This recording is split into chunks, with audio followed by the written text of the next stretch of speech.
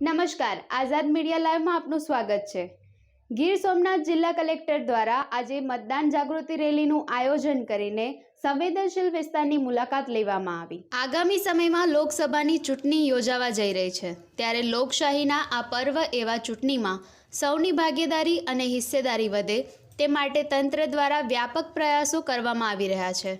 ત્યારે ગીર સોમનાથ કલેક્ટર દ્વારા મહિલા મતદારોને જાગૃત કરવા માટે કાર્યક્રમ યોજી સંવેદનશીલ મતદાન મથકોની મુલાકાત લીધી હતી। આ સંદર્ભમાં જિલ્લા કલેક્ટર દિગ્વિજયસિંહ જાડેજા દ્વારા વિશેષ અભિયાન રૂપે કોડીનાર નગરપાલિકા અને આસપાસમાં આવેલા વિવિધ ગામોમાં મતદાન જાગૃતિ વધે તે માટે જાતે રૂબરૂ ઉપસ્થિત રહીને નાગરિકોને લોકશાહીના પર્વમાં ઉત્સાહપૂર્વક ભાગીદાર બનવા અપીલ કરી। આજે જે સંવેદનશીલ મતદાન મથકોની મુલાકાત હતી જોઈન્ટ અમારી અને એસપીની, અને જે મતદાન જાગૃતિ અંગેનો પણ અમારો ભેગું એમાં કાર્યક્રમ હતો।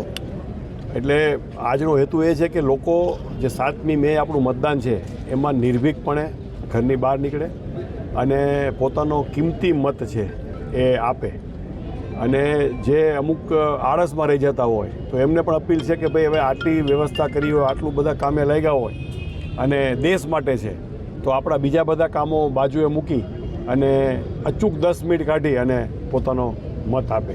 અમે સ્વીપ એક્ટિવિટીમાં અમે એક કોટન બેગ બનાવેલી છે અને એમાં 2 છે કે પર્યાવરણનો પણ સંદેશ જાય અને સાથે વોટિંગના પણ લખ્યું છે કે 7 તારીખે મતદાન અવશ્ય કરો।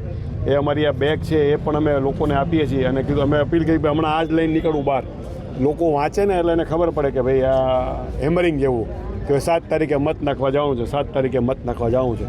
એટલે આપના માધ્યમથી પણ લોકોને અપીલ છે કે પોતાનો મતાધિકારનો ઉપયોગ અવશ્ય કરે। આજે સવારે કોડીનાર પાણી દરવાજાથી શરૂ થયેલી આ પગપાળા રેલી સોમનાથ મંદિર, અજંતા ચોક, છારા ઝાપા થઈ ગર્લ્સ સ્કૂલ સુધી ફરી હતી। આ સાથે કલેક્ટર નેતૃત્વમાં જિલ્લા પોલીસ દ્વારા સંવેદનશીલ વિસ્તારમાં ફ્લેગ માર્ચ કરીને શાંતિપૂર્ણ રીતે મતદાન થાય તે માટે લોકોને અવગત કરવામાં આવ્યા। રાજેશ જાની, આઝાદ મીડિયા લાઈવ, કોડીનાર।